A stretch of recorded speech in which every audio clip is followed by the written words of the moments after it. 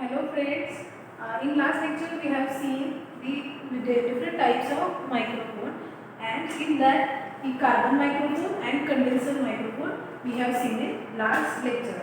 Then the next two types of microphone are crystal microphone and electric microphone.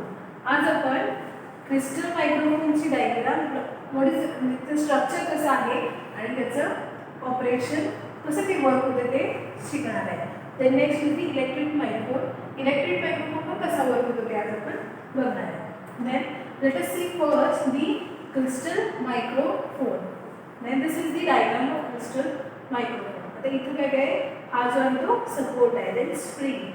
Similarly आधीच्या ह्याच्यामध्ये जसं diaphragm use केलं होतं इथं पण एक मेटल डायफ्राम प्लेस केलेला आहे आणि तो डायफ्राम कनेक्ट केला आहे कशाला आपल्या क्रिस्टलला to the push rod. The diaphragm is connected to the crystal material via the push rod. Then ही सगळी जी टोटल जी अरेंजमेंट आहे ती कशाने सपोर्ट केली आहे बाय द इन्सुलेटिंग सपोर्ट. हे स्ट्रक्चर लक्षात आलं आहे. Then next we will see what is the operating principle of the crystal microphone. आता हे कसं वर्क होते त्याला चेक करूया आपण. ज्यावेळेला आपण साऊंड प्रेशर अप्लाय करणार आहे on the diaphragm. When we apply the sound pressure on the diaphragm will vibrate. आपल्याला माहिती आहे आपण लास्ट लेक्चरमध्ये पण बघितलं आहे ज्यावेळेला आपण डायफ्रॅमला प्रेशर अप्लाय करतो त्यावेळेला डायफ्रॅम काय होते आपली व्हायब्रेट होते. When we apply the sound pressure to the diaphragm at that time diaphragm is vibrating.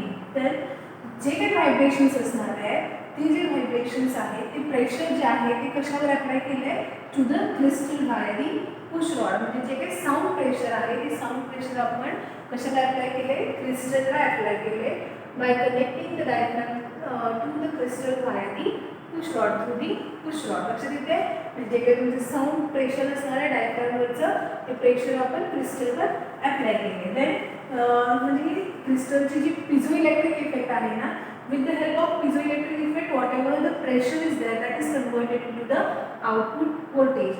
piezoelectric effect जो आहे तो काय करतोय जे काही तुमचे इनपुट प्रेशर आहे जे काही तुमचे इनपुट साऊंड प्रेशर असणार आहे त्या प्रेशरला कशामध्ये कन्वर्ट करणार आहे तुमचं आउटपुट व्होल्टेजमध्ये. लक्षात येते. आता फर्स्ट काय वेन आता तुम्ही दोन हे चेक करू शकताय कंडिशन्स. तुमचं जर साऊंड प्रेशर जास्त असेल तर ह्याच्यावरचं प्रेशर सुद्धा काय असणार आहे तुमचं जास्त असणार. व्हायब्रेशन जास्त असणार आहे म्हणजे ते प्रेशर काय असणार आहे तुमचं जास्त असणार आहे क्रिस्टलवरती. पिझोइलेक्ट्रिक इफेक्टमुळे जे काय आउटपुट व्होल्टेज जनरेट होणार आहे ते पण काय असणार आहे जास्त असणार आहे. ज्यावेळेला तुमचं इनपुट साऊंड प्रेशर जर कमी असेल त्यावेळेला तुमचं pressure applied on the crystal is also less and proportionally the output voltage is also going to less. म्हणजे लक्षात येते जर इनपुट प्रेशर जास्त असेल तर तुमचं क्रिस्टलवरचं प्रेशर पण जे काय आपल्याला आहे ते जास्त असणार आहे आणि ड्यू टू पिझोइलेक्ट्रिक इफेक्ट जे काय आउटपुट व्होल्टेज जनरेट होणार आहे ते सुद्धा तुमचं काय होणार आहे त्या अकॉर्डिंगली जनरेट होणार आहे. जास्त असेल तर जास्त, कमी प्रेशर असेल तर आउटपुट व्होल्टेज सुद्धा कमी जनरेट होणार आहे. Then the different characteristics of the crystal microphone. आता आपण लास्ट टाइम कार्बन आणि कंडेन्सरचे पण कॅरेक्टरिस्टिक्स बघितले. Similarly we will see the different characteristics of the crystal microphone. The first characteristics is what 500 millivolt output pressure, output voltage is generated through the sound pressure of 0.1 pascal. म्हणजे काय तुमचं 0.1 pascal एवढं जर तुम्ही pressure sound pressure जर apply करत असाल तर तुम्हाला आउटपुट व्होल्टेज किती मिळणार आहे 500 millivolt in case of crystal microphone. Then signal to noise ratio किती असणार आहे 40 dB आहे. क्रिस्टल मायक्रोफोनचा signal to noise ratio 40 dB आहे. then the next frequency response किती आहे 100 Hz to 8 kHz. डिस्टॉर्शन कसं आहे लेस दॅन 1%. डिस्टॉर्शन खूपच कमी आहे म्हणजे आपला डिस्टॉर्शन कसं रिक्वायर्ड असते कमीच पाहिजे आणि it is offering very less distortion. आणि डायरेक्टिव्हिटी म्हणजे आपण लास्ट लेक्चरमध्ये बघितलं आहे कुठल्या डायरेक्शनमध्ये येणारा साऊंड तो प्रोसेस करतो त्याला आपण काय म्हणतो द डायरेक्टिव्हिटी ऑफ दॅट मायक्रोफोन. मग डायरेक्टिव्हिटी कशी आहे ओमनी डायरेक्शनल म्हणजे जे काही त्याच्या एका डायरेक्शनवरून समोरून जे काही साऊंड येणार आहे जे फ्रंट लाईन म्हणून जो साऊंड येणार आहे that is going to process it. म्हणजे हा काय करणार आहे तो फक्त सिग्नल प्रोसेस करणार आहे. देन आउटपुट इम्पेडन्स काय आहे त्याचा 1 ओमेगा ओहम. लक्षात येते.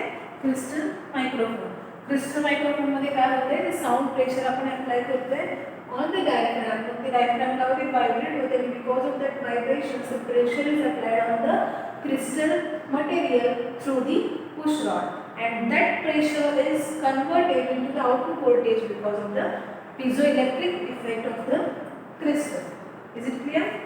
Then we will move further. That is electric microphone. Electric microphone is the, आपण असं म्हणू शकतो की इलेक्ट्रिक मायक्रोफोन is same आहे as that of the condenser microphone. म्हणजे हा जो टाइप आहे इलेक्ट्रिक मायक्रोफोनचा तो कंडेन्सर मायक्रोफोन सारखंच वर्क होतं, पण त्यात काहीतरी एकच बेसिक चेंज आहे. आपल्याला तर आपण कंडेन्सर मायक्रोफोनची डायग्राम तुम्ही रिमेंबर करा, what we have seen in last lecture. त्याला आपण एक एक्सटर्नल बॅटरी कनेक्ट केली होती, external supply we have connected to it.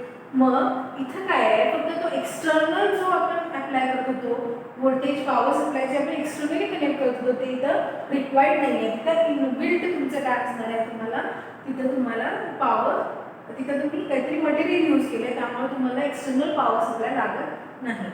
आता हे याचं स्ट्रक्चर चेक करा. फर्स्ट काय इथं डायफ्रॅम आहे, similar to other microphones. Then this is the Teflon layer, आणि तो टेफ्लॉन लेअर जो आहे ना तो टोटली काय आहे, निगेटिव्हली चार्ज टेफ्लॉन लेअर आहे. आणि तो काय असतो, at the time of manufacturing that layer is consist of negatively charge particles. आणि तो चार्ज जो असणार आहे तो फॉर अ लॉंगर टाईमसाठी तो काय करणार आहे, त्याच्यावर तसाच राहणार आहे. देन ही जी आहे ती तुमची बॅक प्लेट आहे, म्हणजे ही back plate and this is the front plate. असे दोन प्लेट्स झाल्या म्हणजे काय झालं, तुमचं तो ॲज अ कपॅसिटर म्हणून वर्क होणार. आणि इथं जे आहे ते काय निगेटिव्हली चार्ज पार्टिकल्स आहेत, आणि because of the sound pressure whatever the charge is generated that is positively charge particles are generated at the other plate. म्हणजे इथं निगेटिव्हली चार्ज, डायफ्रॅमच्या साईडला जे काय असणार आहे ते तुमचे पॉझिटिव्हली चार्ज पार्टिकल्स जनरेट होणार आहे. म्हणजे हे काय तुमचं negatively charge at the time of manufacturing. ज्यावेळेला तुम्ही साऊंड प्रेशर अप्लाय करणार आहे त्यावेळेला तुमचं काय होणार आहे, इथं पॉझिटिव्हली चार्ज सरफेस क्रिएट होणार आहे. मग हे जे दोन प्लेट्स आहेत ते काय म्हणून ॲक्ट होणार, ॲज अ कपॅसिटर. मग सेम आहे ना as a condenser microphone. Electric microphone का आहे, सेम आहे as like a condenser microphone. The only difference is that the external supply is not needed in the electric type microphone. आता लक्षात घ्या, ज्याला तुम्ही साऊंड प्रेशर जे आहे त्याला जे अप्लाय करणार आहे तुम्ही तुमच्या डायफ्रॅम वरती, त्यावेळेला काय होणार आहे की डायफ्रॅम व्हायब्रेट होणार आहे. आणि ती जी व्हायब्रेशन्स आहेत आणि इथं जे निगेटिव्हली चार्ज पार्टिकल आहे इथं पॉझिटिव्हली चार्ज पार्टिकल्स क्रिएट होणार आहेत आणि तुमचं कपॅसिटन्स फॉर्म होणार आहे. मला तुमचं कपॅसिटर जो आहे त्याची प्रॉपर्टी काय आहे, जर डिस्टन्स कमी झालं तर तुमचं कपॅसिटन्स काय होते, इन्क्रीज होते. We have seen in last lecture that is C equals to rho A by epsilon A by D. म्हणजे तुमचं जर डिस्टन्स इन्क्रीज झालं तर कपॅसिटन्स डिक्रीज होणार आहे, आणि डिस्टन्स जर डिक्रीज झालं तर तुमचं कपॅसिटन्स काय होणार आहे, इन्क्रीज होणार आहे. मग साऊंड प्रेशर जास्त असेल तर तुमचं डिस्टन्स काय होणार आहे, कमी होणार आहे. जर डिस्टन्स कमी होत असेल तर कपॅसिटन्स काय होणार आहे, इन्क्रीज होणार आहे. आणि कपॅसिटन्स इन्क्रीज म्हणजे तुमचं आउटपुट व्होल्टेज सुद्धा काय होणार आहे, इन्क्रीज होणार आहे. आणि वाईस वर्सा जर तुमचं डिस्टन्स कमी कधी होणार तर साऊंड प्रेशर जर तुमचं जास्त असेल तर, आणि तुमचं कपॅसिटन्स इन्क्रीज होणार आणि आउटपुट व्होल्टेज प्रोपोर्शनली इन्क्रीज होणार आहे. असं तुमचं similarly vice versa for the low sound pressure. Then you will see the different characteristics of the electric microphone. आता इलेक्ट्रिक मायक्रोफोन जे तुम्ही आता शिकलाय की ते सेम आहे कंडेन्सर मायक्रोफोन सारखं, पण काय बेसिक डिफरन्स आहे, it does not need external bias. म्हणजे त्याला एक्सटर्नल व्होल्टेज काय आहे ते लागत नाही, तर इनबिल्टच आहे. मॅन्युफॅक्चरिंग करतानाच तिथे काय केलेलं आहे, टेफ्लॉन मटेरियल यूज करून निगेटिव्हली चार्ज पार्टिकल्स तिथं क्रिएटच केलेले आहेत. त्यामुळे आपल्याला काय लागत नाही, एक्सटर्नल बायस त्याला लागत नाही. Then next point is the sensitive to the temperature, to the humidity. जे काही तुमचे टेम्परेचर ह्युमिडिटी हे पॅरामीटर्स आहेत त्याला तुमचा जो इलेक्ट्रिक मायक्रोफोन आहे तो खूप सेन्सिटिव्ह वर्क होणार आहे. आणि ओव्हरऑल फ्रिक्वेन्सी रिस्पॉन्स जो आहे तो तुमचा कसं आहे, गुड आहे in case of electric microphone. आणि हे झाले तुमचे 4 types. Then we are remaining only with one type of microphone, that is tight clip microphone. Fifth one is the tight clip microphone. आता त्याच्यासाठी तुम्हाला काही डिफरंट डायग्राम किंवा डिफरंट ऑपरेशन असं काही नाही आहे, फक्त त्याच्यामध्ये काय असणार tie clip as a name suggest. Tie clip म्हणजे काय असणार आहे, स्मॉल इन साईज असतो आणि तो तुम्ही काय करताय तुमच्या टायला, तुमच्या शर्ट्सला तुम्ही काय करू शकताय, त्या क्लिप थ्रू तुम्ही त्याला अटॅच करू शकताय. मग त्याचे बेनिफिट काय, जेव्हा तुम्ही पब्लिक स्पीकिंगमध्ये असताय त्यावेळेला तुम्ही मूव्ह होत असताय आणि ॲट दॅट टाइम तुम्हाला काय हँडी पाहिजे ना ती मायक्रोफोन, मग त्यामुळे काय केलेलं आहे, टाय क्लिप मायक्रोफोन्स जनरेट केलेले आहेत आणि त्याचा यूज करून आपण काय करू शकतो की आपल्या क्लॉथिंगला आपण ते विअर करू शकतो. हे आपले सगळे टाइप्स ऑफ मायक्रोफोन इथं कंप्लीट झाले आहेत. Then in next lecture we will see the different types of loud speakers. And today we will stop here. Thank you.